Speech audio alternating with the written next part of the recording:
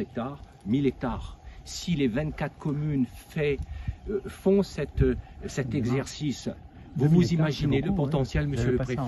C'est des milliers. Ah oui, oui, oui. Monsieur le préfet, quand je vous dis de m'aider, il faut que vous preniez le flambeau. Aidez-nous. Je suis là pour ça. Parce que là, on a un sujet, on est des bâtisseurs, et comme je vous dis, on n'est pas seulement dans vous quémandez. Non, voilà, on veut construire. Et dans cette souveraineté alimentaire, il y a une dimension humaine. Et donc, l'occasion aujourd'hui, ici, à l'entre-deux, comme l'a souligné monsieur le préfet, on a partagé sur le projet de la souveraineté alimentaire qui ne consiste pas seulement le territoire entre-deuxième, mais toute la Réunion. Voilà, donc, et je le dis encore une fois, à la Réunion, dans nos écoles, nous consommons à peu près 40 millions de repas par an. Aujourd'hui, il y a un marché à mettre en place, aussi une économie circulaire qui va régler nos problèmes environnementaux, qui va régler nos problèmes sanitaires, puisque effectivement, donc la philosophie de ce projet aussi, c'est de manger bien, donner de la bonne nourriture, à éduquer nos enfants à comment encore manger des fruits et légumes. Donc il y a toute cette dimension.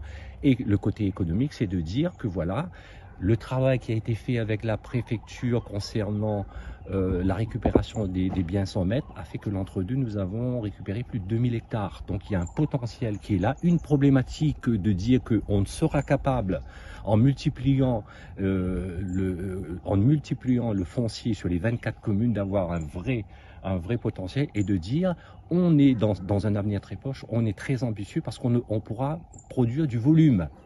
Non seulement pour le marché local et avoir l'ambition, monsieur le préfet, d'être des développeurs, des gens qui sont capables et de dire à Paris surtout, on est capable. À La Réunion, nous sommes capables de le faire, tout simplement. Et donc cette économie circulaire, surtout ce que je veux partager avec vous, c'est qu'il y a une dimension humaine. La dimension humaine, c'est de dire quoi? Je vous ai expliqué tout à l'heure l'écart qu'il y a entre la perte de la culture et les subventions qui vont tomber. La dimension humaine, c'est de dire, voilà, on travaille avec les agriculteurs, mise à disposition du foncier, et de dire qu'on va acheter les produits par le biais de la société, le groupement d'achat et autres, etc., qui va être fait très bientôt, et de dire que voilà, nous aurons un prix lissé du 1er janvier au 31 décembre. L'agriculteur travaillera toute l'année. Toute l'année, il travaillera. Il pourra stocker. Et dans notre projet aussi de stockage, puisque nous aurons des plateformes de stockage, on va aussi pouvoir stocker pour passer des événements cycloniques un peu plus light. Voilà. Donc il y a toute une philosophie, on a mis toutes les problématiques sur la table, il y aura des difficultés comme ça a été souligné par monsieur le préfet, mais on les surmontera parce que nous avons la flamme et nous voulons aller de l'avant parce qu'on veut que la Réunion a toute la capacité d'avoir un vrai projet de développement et que nous sommes des bâtisseurs et des investisseurs. Voilà ma philosophie de la politique, monsieur le préfet.